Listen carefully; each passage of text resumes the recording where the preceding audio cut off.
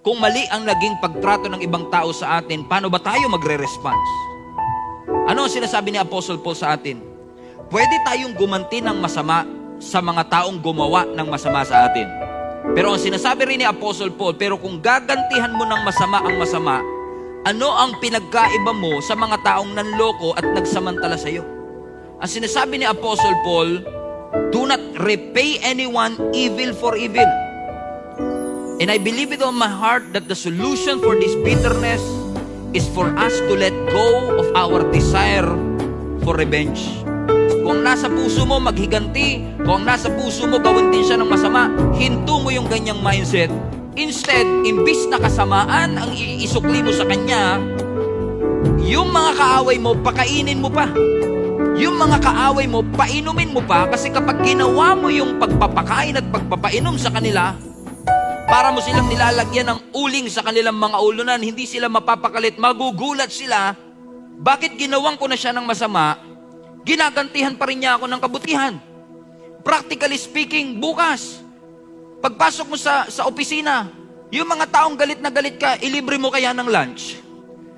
No, wag mo lang basta ipag-pray, kasi sabi rin naman ng scripture, ipag-pray mo, pero wag mo ipag-pray na malunod, matalisod, o kaya mahulog sa bangin, o kaya malunod sa dagat ng Negros. Hindi yun eh. Ginawang kanila ng masama, pero wag mo silang gantihan.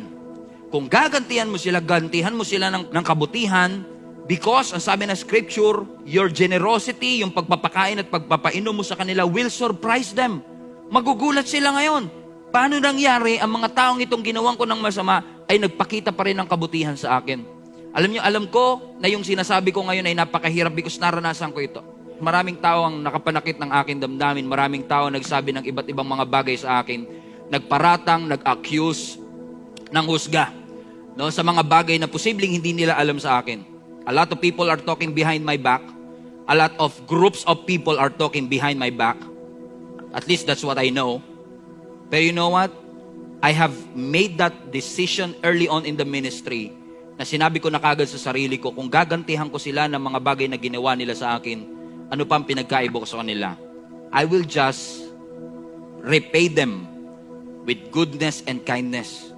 Ginawa nila ako ng masama, sinabihan nila ako ng masama, pero gantihan natin ang kabutihan. Ilibre pa natin, pakainin natin, ipanalangin natin.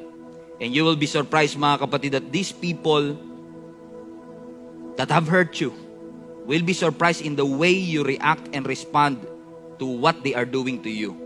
And yes, ang sinasabi natin dito, hindi natin dapat i-allow ang ibang tao that will repeatedly abuse us and will repeatedly taking advantage of us. Kung paulit-ulit kang inaabuso at paulit-ulit ka namang pinagsasamantalahan, syempre, lumayo ka naman dyan.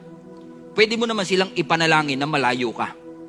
Don't allow the opinion of 2 to 3 people to keep you from the destiny that God has in your life. What I'm trying to say is this: in order for us to beat that bitterness, we have to have this kind of mindset that revenge is not a solution. Katulad ni Joseph, put purpose in that pain. That God allowed it to happen for a reason. Hindi i-allow ng Lord na mangyari kung ito'y makakasira sa ating destiny. Yes, it's okay to set that boundary, but you don't have to repay evil with evil, because even the man's wicked intention in your life can never prevent the plans of God in your life. Ang puso mo sugatan, it was a painful experience, the tears in your eyes are present, but in due season, it will be clear to you why the Holy Spirit and God allowed it to happen in the first place. It's not apparent right now, hindi obvious right now, but in due season, ma-appreciate mo. Kaya pala inalaw ng Panginoon, kasi alam niyang makakatulong sa atin. It doesn't make sense right now. It's not analytically okay right now. Parang it's stupid to make that decision right now.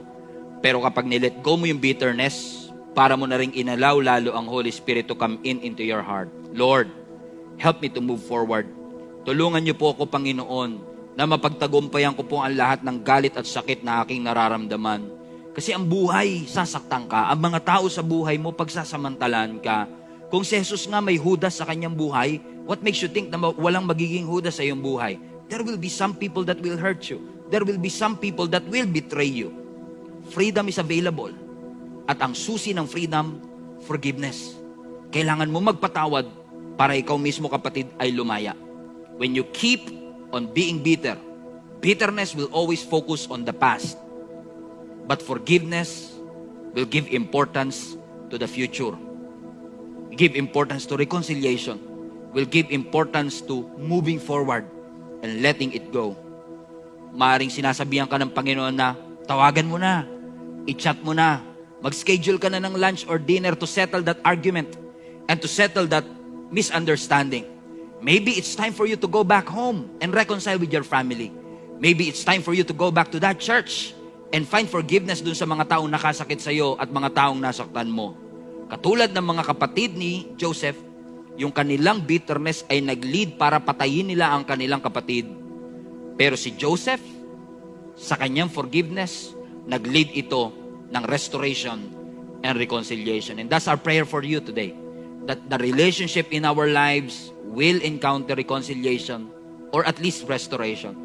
Na yung mga taong nakapanakit sa iyo, makahanap ng puwang na ikaw ay makapagpatawad sa kanila upang ang purpose ng Panginoon sa iyong buhay ay mangyari at maganap.